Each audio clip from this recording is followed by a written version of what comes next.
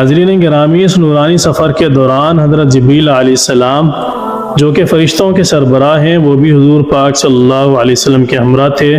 جو براق بیت المقدس پہنچا تو وہاں پر آپ صلی اللہ علیہ وسلم نے تمام نبیوں کی امامت کروائی۔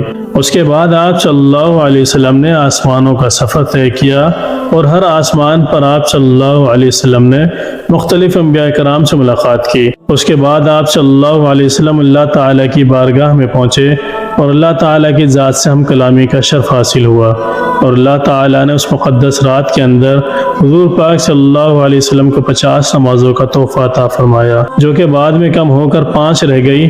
ناظرین گرامی، اس رات نبی محمد صلی اللہ علیہ وسلم نے شب معراج کی رات کے سفر طے کیا اور اللہ تعالیٰ کی ذات سے ملاقات کا شرف حاصل کیا۔ اللہ تعالیٰ سے دعا ہے کہ آپ صلی اللہ علیہ وسلم کی پاکیزہ سنت کے مطابق زندگی گزارنے کی توفیق عطا فرمائے، آمین۔